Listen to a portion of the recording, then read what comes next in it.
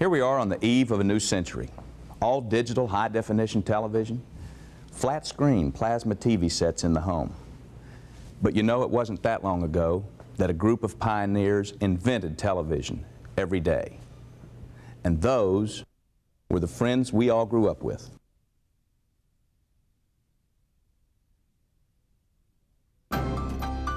So I drove to Toledo and went to the Commodore Perry Hotel. This was in the latter part of 1947. And there was a television set in the bar, and I'd never seen one before. I'd seen pictures of them, but I'd never seen a real television set. Nobody knew anything about it. Over those early years, we were inventing television news. It's different now. It was a little more difficult when you stop to think about it. First, we had to entertain, but then we could wind in some educational things with the entertainment. Dean did a lot of this. He'd just break into a laugh or a joke or start talking about something, and he covered, he filled. And of course, the dancers never made a mistake. You hadn't tried this before. You didn't know if it was going to work or not. And if it blew up on you, it blew up. TV was the thing that I could see was going to outlast even the newspapers. So I asked the bartender if it worked, and he said sure, and he turned it on. He said, "What are you doing?" I said, "The best I can." You just had to learn on the air. Inventing a whole industry. And I had a feeling of absolute certainty right then that this is going to revolutionize society, and I had to have one of them. Colonel Long, WSAZ, a friend that we've known for some time. Top man in the whole broadcasting and television. WSAZ television. Augustine. Information. That's the news until now. Entertainment. Something about Harry Mills and the hay office. Huntley Brinkley reporting next on Channel 3. Thanks. This station is equipped to render all radio and television service. WSAZ will bring you color as soon as it's available. WSAZ is expanding personnel. Pioneers and television. Leading to the paramount conflict. Charles Ryan and Charles Dean with tonight's news. WSAZ. Atop the Twin Towers, ranging more than 100 feet above ground. I'll be back to tell you how warm it's going to be after this one. WSAZ radio and television. Friends we all grew up with. A WSAZ 50th anniversary celebration will return after these messages.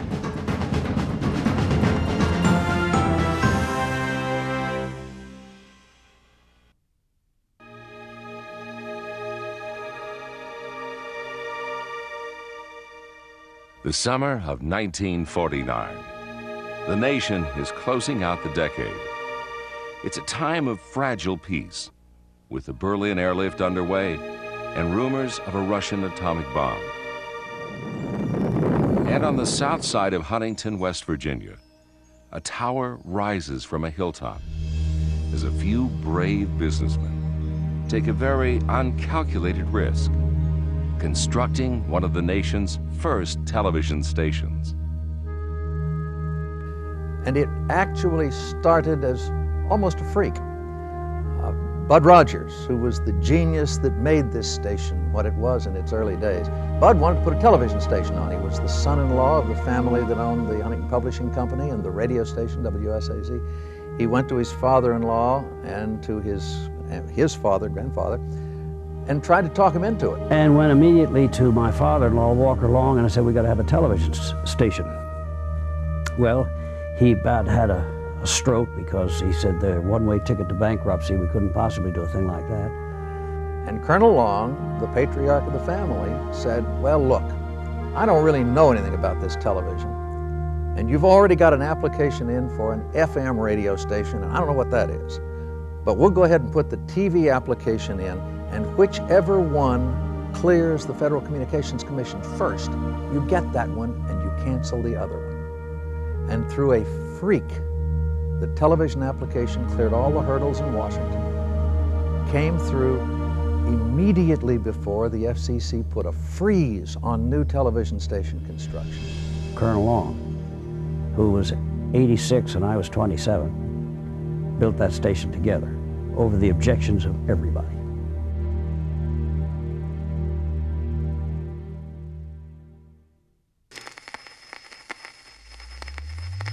On October 15th, the region's first ever TV signal was broadcast to the few people in the tri-state who had sets. It was a test pattern, followed by a list of TV set distributors. And so began the history of WSAZ TV, and a series of bold, risky moves over the next 50 years that would propel it to prominence as one of the most successful television operations in the country. From the outset, there were problems to solve and challenges to overcome. The first challenge was to get the station up and running long enough to begin making a profit, something that no other station at the time was doing. We didn't have all the money in the world to build that station, and so we weren't going to build a big palace, and so we knocked down the walls of 2 offices in the West Virginia building and made the studio out of 3 offices, and then we had 3 other offices that were the offices of the station, and 1 other office that was the engineering department. And then there was the problem of airtime, as in too much airtime and not enough programming. Although WSAZ hit the ground running by televising a live Marshall College football game only a month after signing on, there was still no real local programming and no way to receive a direct network signal. So the station went about creating its own local shows and local celebrities. The first local shows were patterned somewhat after the network TV and radio programs at that time. They included talk and variety shows, many featuring musical performances. The show's creators were literally making it up as they went along, limited only by their own imagination. And for the early personalities, WSAZ airtime was a live, exciting, fly-by-the-seat-of-your-pants experiment. Holler, Joe. Thank you. But DJ, I used to love it when she came on there. She could invent things. She would say, and tonight, I'm just doing this, I hope DJ sees it. Tonight we're going to say happy birthday to everybody named Leroy. Thank you, Jewel. I have a special hello tonight for everybody watching the show named Floyd. He would, he'd do his commercial, and then at a certain point he would start pouring the beer, and there would be the foam on it, and the foam on it, and it looked like it was going to go over, and it never did. He could always just put it up to his mouth, just to his lips, and say, one of America's 2 finest beers. as far as I know, it never did spill. And he said it was his secret. One of the most popular local shows was Coffee Time, a morning variety show featuring interviews, skits, and musical entertainment, all in front of a live studio audience. Which was a direct copy of Don McNeil's Breakfast Club on the radio. And the reason we did it was the fact that my friends Pat Weaver and Dick Pinkham at NBC started up the Today Show. So the station went on the air at 7 o'clock in the morning instead of the middle of the afternoon. And most stations around the country, when the Today Show started, would go on from 7 to 9, then they'd go back and put the test pattern on and go back on the air in the afternoon. So instead of going off the air at 9 o'clock, we went on to put a talk show on, and it was very successful. It was successful commercially from the very beginning.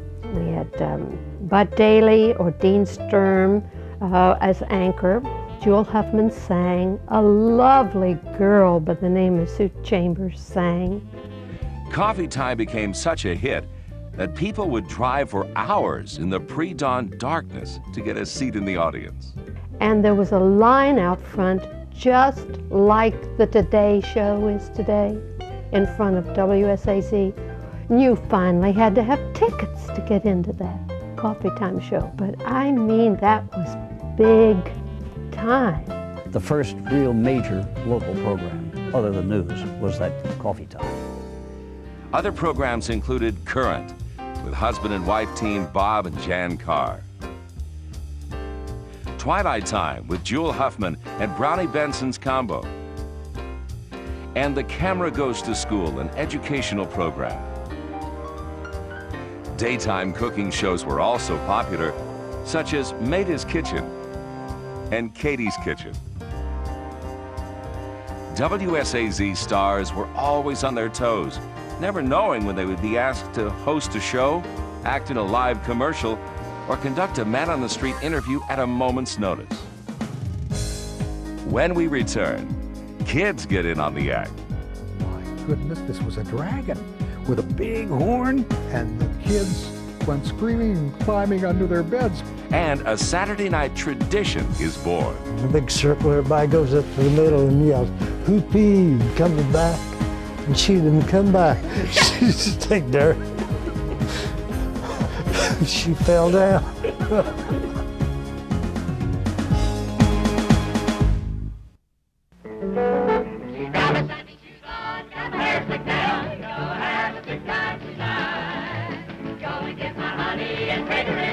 In 1952, taking advantage of the popularity of country music, WSAZ began airing a live Saturday evening program that would last for 18 years, and to this day is remembered as one of the most popular shows ever to air on Channel 3. It's the Saturday Night Jamboree, brought to you by Ashland Oil and Refining Company, refiners of A-plus gasoline. So good it's guaranteed more powerful or your money back.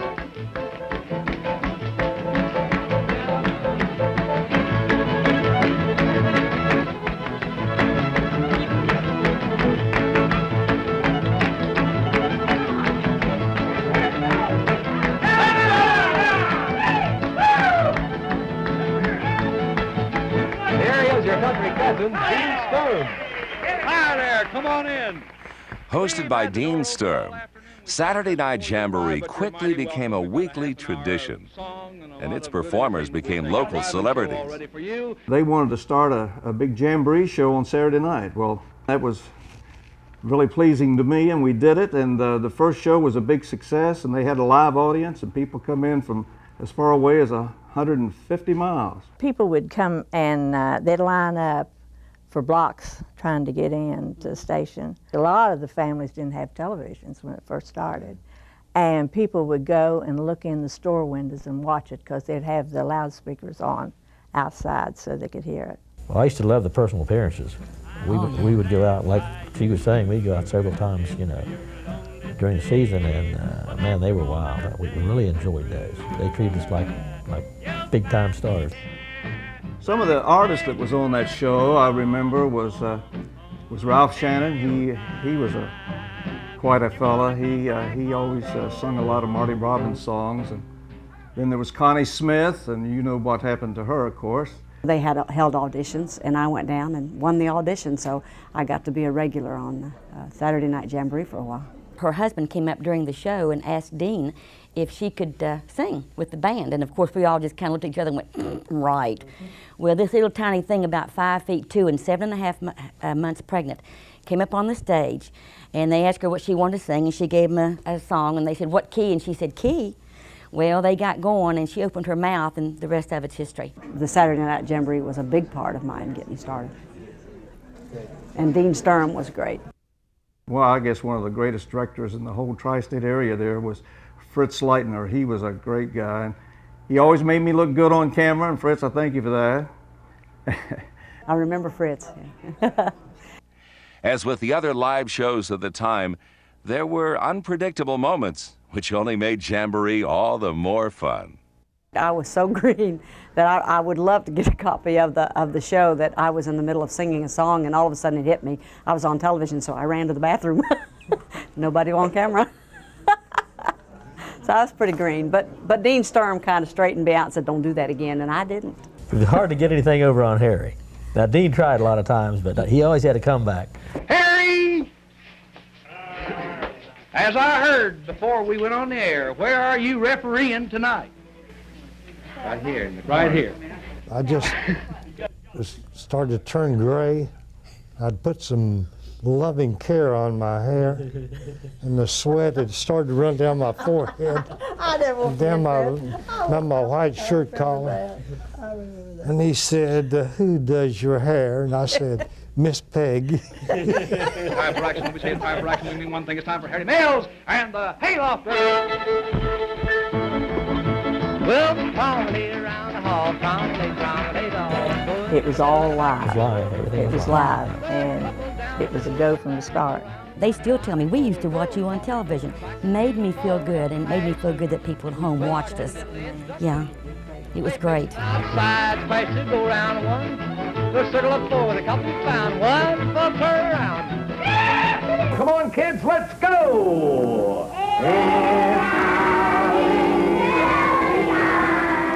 Another segment of TV's audience was growing up in front of the tube. The networks and WSAZ recognized the need to entertain the kids. Children's shows quickly became a staple on WSAZ, first with shows like Popeye and His Pals, hosted by Bob Carr. The Old Timer with Bob Mills. Mickey Banga as Aunt Drew. And The Beachcomber, starring Don Wagoner. Then WSAZ announcer and newsman George Lewis donned a captain's hat, climbed aboard the SS Never Float, met a sea monster named Merlin, and Steamboat Bill was born. Well,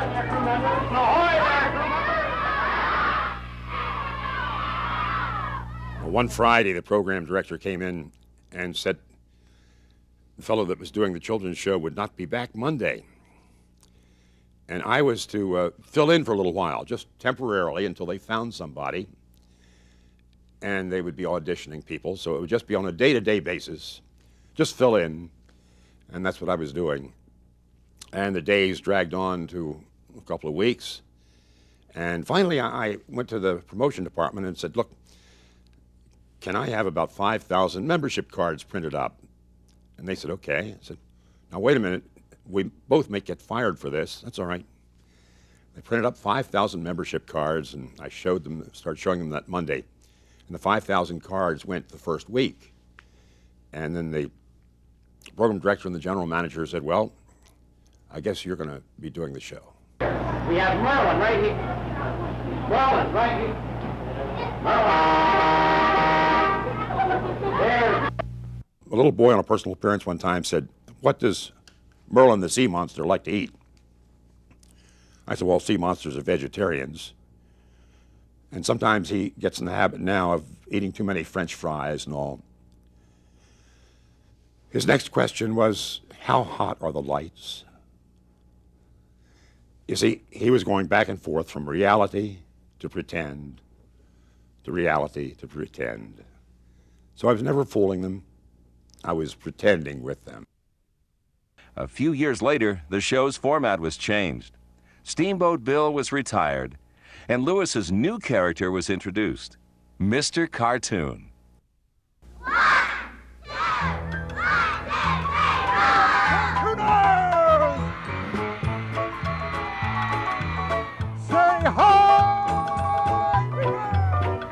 After Lewis left WSAZ, Jewel Huffman became the Mr. Cartoon most of us remember, and continued the show into the 90s. When I first went on that show, I couldn't keep up with them. And I walked in that day and I was sick.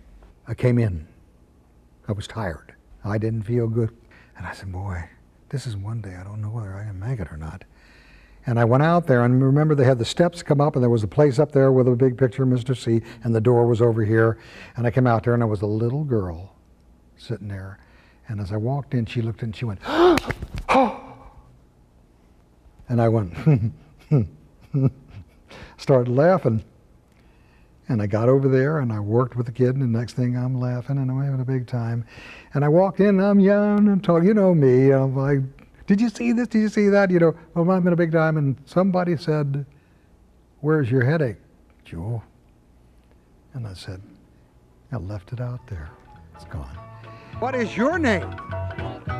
Randy what? Call you Freckles. Go, go! Go, go! Hey, faster, come on! Oh, dance! That's it! Come on, faster! Faster, jump! That's it! The little kid 1, 2, 3, go! that had to go to the bathroom. And he just sat there and cried.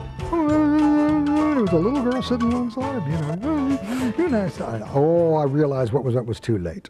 You could see the water running down the steps, you know. And I said, oh, goodness gracious, you know.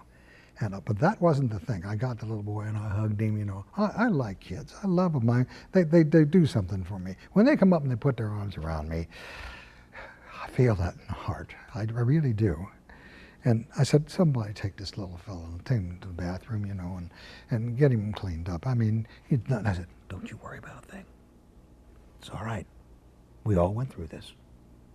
And then kind of a little smile, and he walked out. I turned around, and everybody, all the little kids that were brownies, were running and scattering around because this little girl was going patty cake, and the water was, was splattering all over the place, hitting them. And I said, don't let it bother you, girls. I hear it's good for your complexion. The mothers, I tell you, they went under the table laughing. You know, I didn't mean to do that, but I did. After this message, humble beginnings for the region's news leader.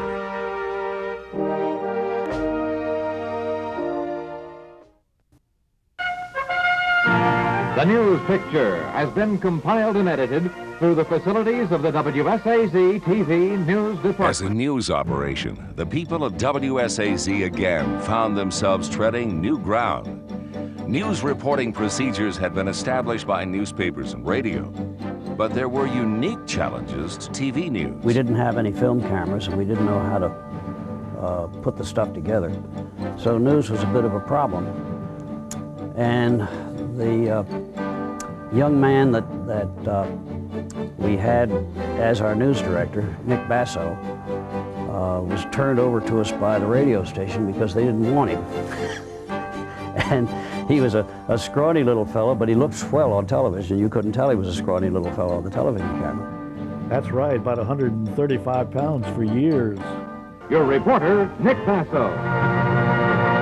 Good evening. The answer to Huntington's quandary over financing an $11 million sanitary sewer project. They invented the business of stringers, and they brought about 24 photographers from all over our coverage area and had a seminar in Huntington in which they told these people that we would send them a 1-minute roll of film and that they could cover any kind of local events they would, and if they'd send us the film back after they were taught how to edit in the camera so we wouldn't have to edit the film, we got it back. If they'd send us local news stories, we would pay them at some fairly good rate for anything we used, but we wouldn't pay them for anything that we didn't use. But once they sent us a film, we would send them another piece of film. So we had probably as many as 24 stringers all over eastern Kentucky, southern Ohio, and most of West Virginia. And they would send us in this local news footage, and it created something of a sensation. Deadlines then were what we called same-day coverage. Our films were processed by hand in the negative. It wasn't a positive picture. It was done by hand by Willis Cook, our first chief photographer, who dipped those things into huge vats and processed them. It took about 18 minutes for a 100-foot roll to go through. And then he had to dry them, and many times when we were trying to meet the deadline of going on the air, he was drying them with a hairdryer. Well, one of the things that always stands out in my mind was the great success we made of televising the West Virginia High School Band Festival every year. That became about a 3-day event, mostly because of television. It had been a 1-day event until television came along, and then it became a monster thing. And bands from all over the state of West Virginia came to Huntington because it was the only city in West Virginia with streets big enough to have a couple hundred bands in. And all the people of Huntington opened their houses, and that's where the kids stayed, in private houses all over the city, because people volunteered to do that. And it was a great event. And one year, we had just finished the band festival, and all of a sudden, somebody yelled fire, and I thought we were on fire. It was the Gwynn Milling Company, which was the foot of 10th Street, was on fire. They had a great grain elevator there and a huge milling company.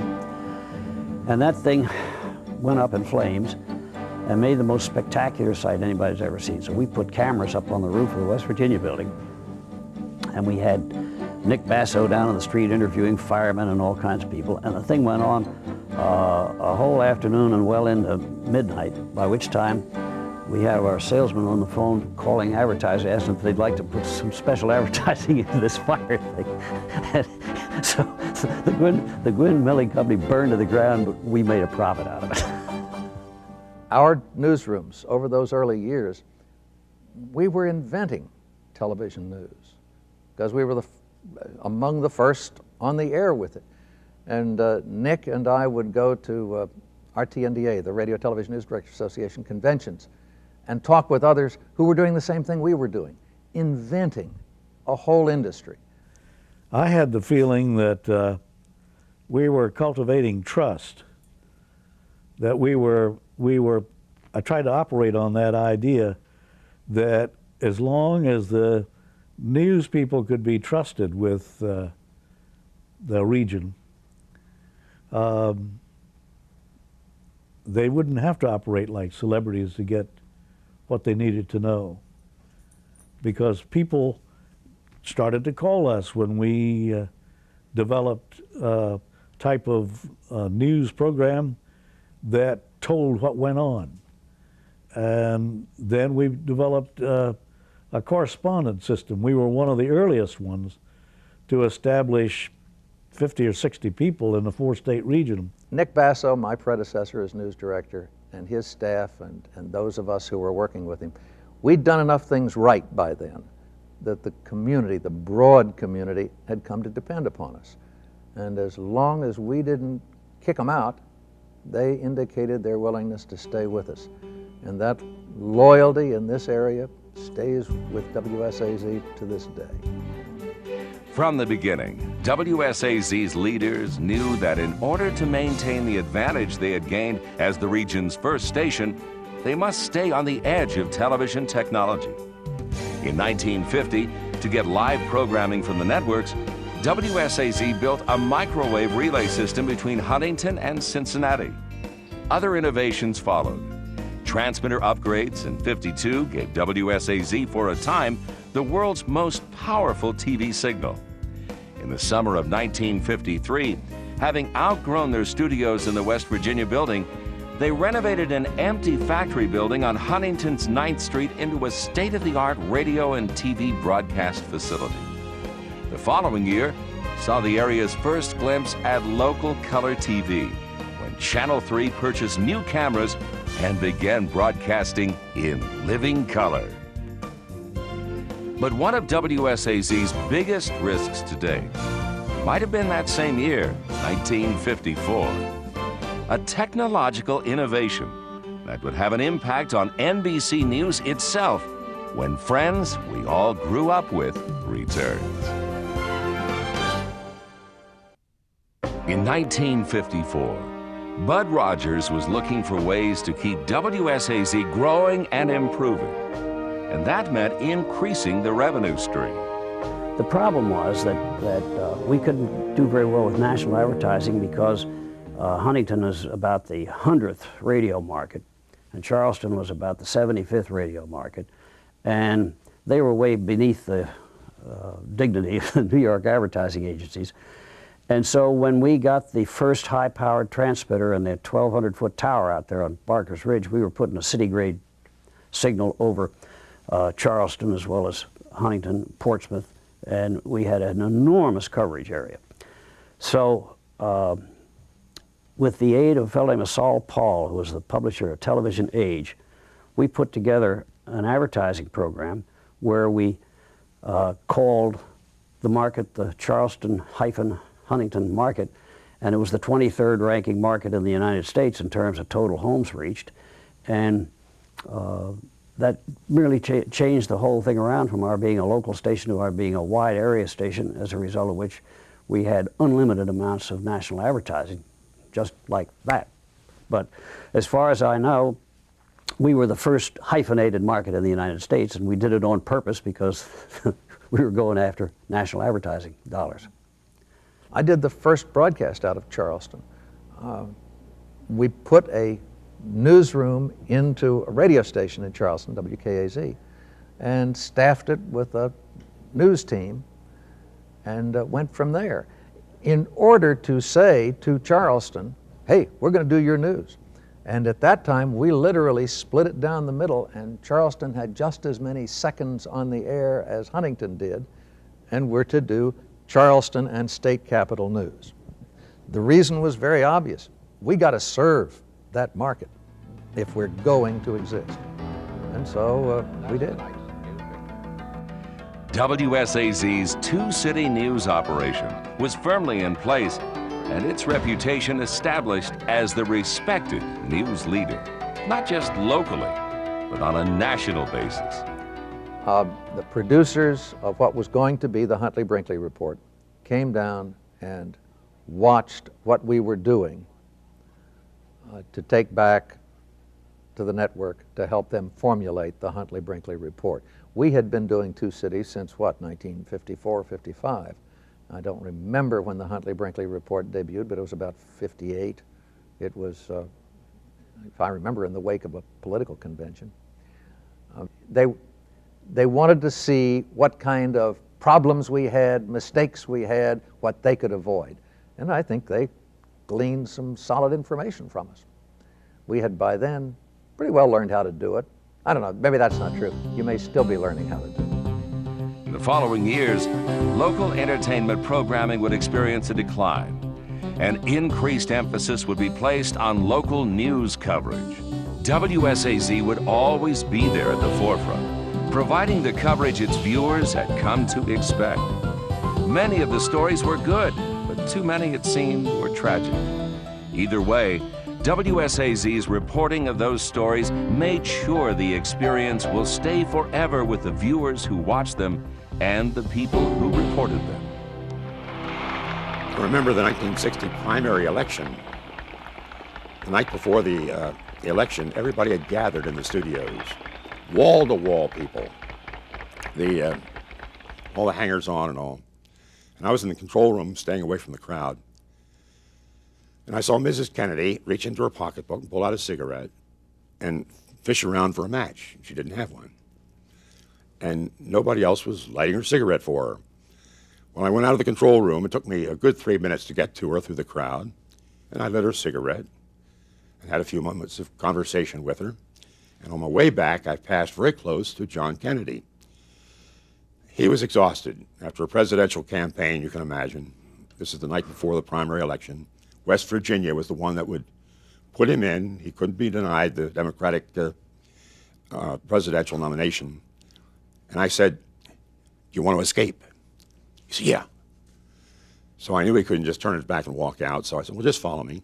I stayed a few feet ahead of him. He shook hands and worked his way out.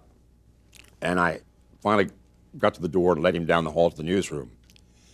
So I had about 40 minutes with John F. Kennedy all by myself.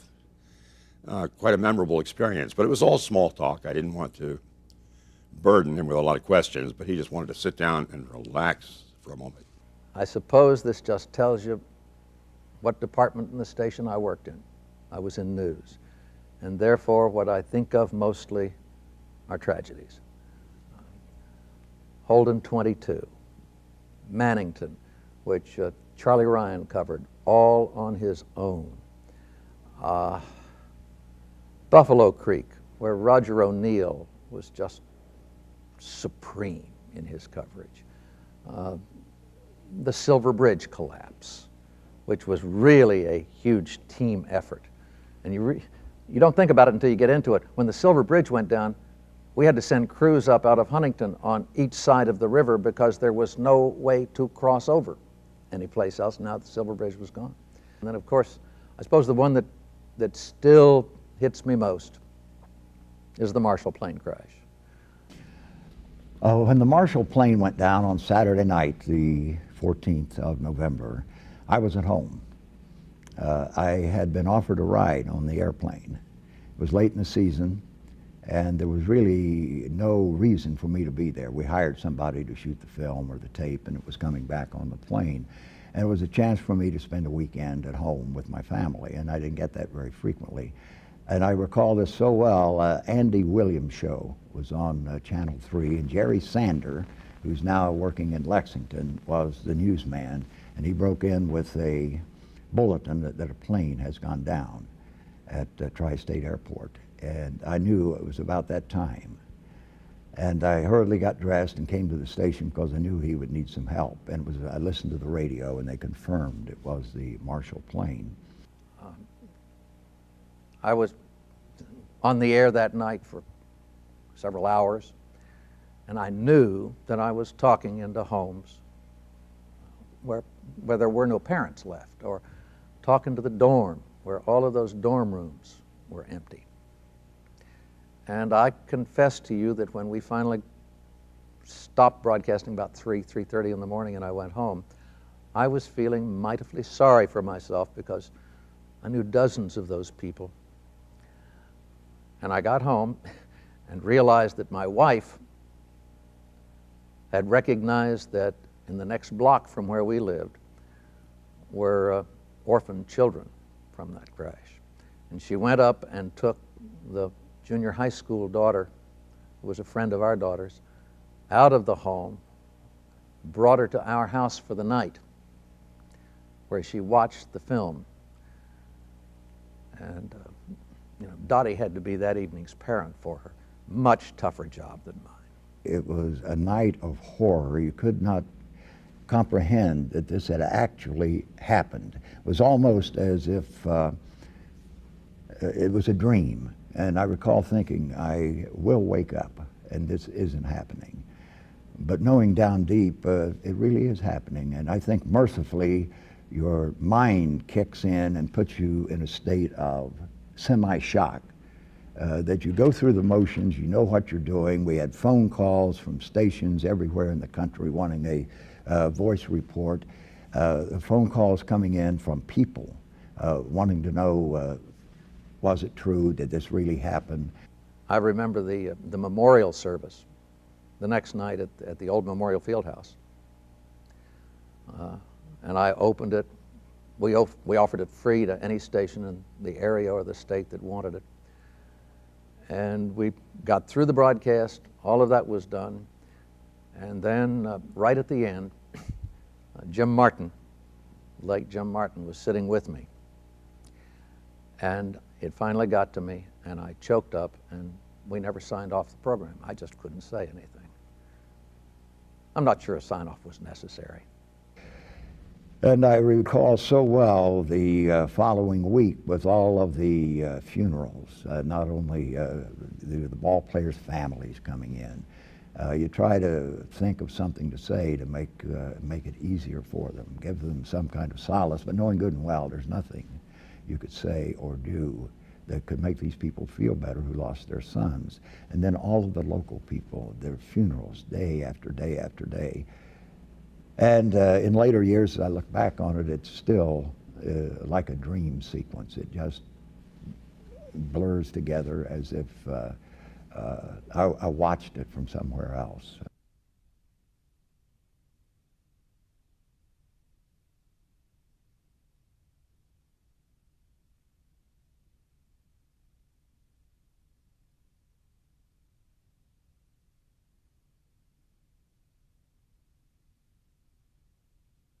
During the summer of 1995, WSAZ took another risk and achieved another technological first, adding a low-power transmitter in the Kanawha Valley and securing the cooperation of cable operators with that area.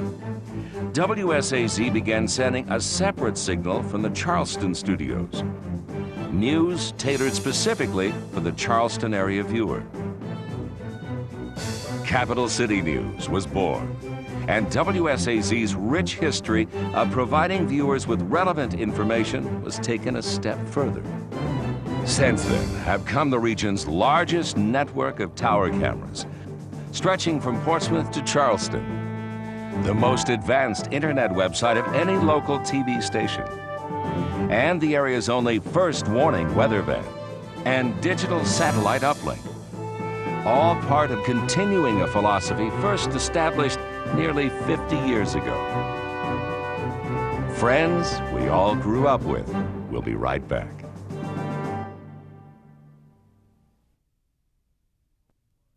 The speed at which improvements in technology are being made grows ever faster.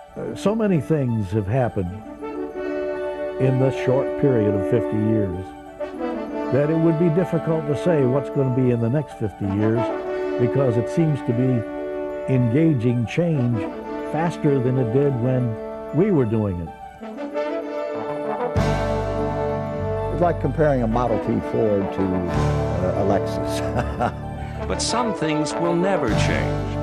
The people of WSAZ will always be committed to providing the best entertainment, news, and information, and to be an integral part of the community it joined 50 years ago. This is my second family. WSAZ really was. A lot of people said, you know, that should be tough work, you know. I loved what I did, and I like to do it the best I could. I don't know of a better way to make a living. We didn't get rich, but we sure had a good time. Many, many memories, all good. And best decision I ever made in my life. And we had good people, good station, we had good ratings. I liked it here. I loved it while I was doing it. I am so pleased now to be out of it. The Associated Press used to say, deadline every minute for broadcast news. And that's true. And that kind of pressure is a strain which takes a hardy soul to survive. When you can say you liked the job at WSAZ, the family at WSAZ, more than any of the other things you did in your life, that's a compliment, don't you think? Flying by the seat of the pants. We had to invent everything as we went along because it didn't exist. But it was fun.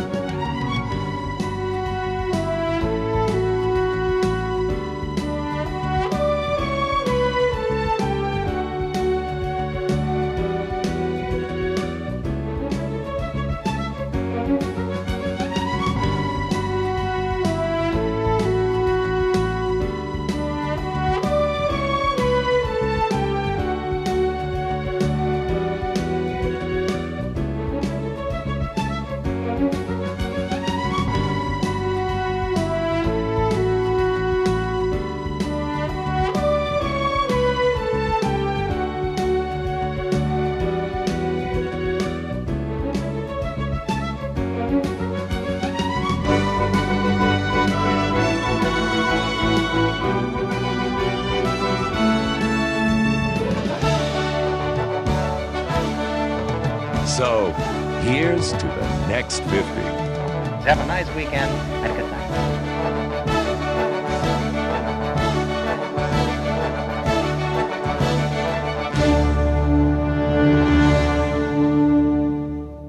Well, this is really a day.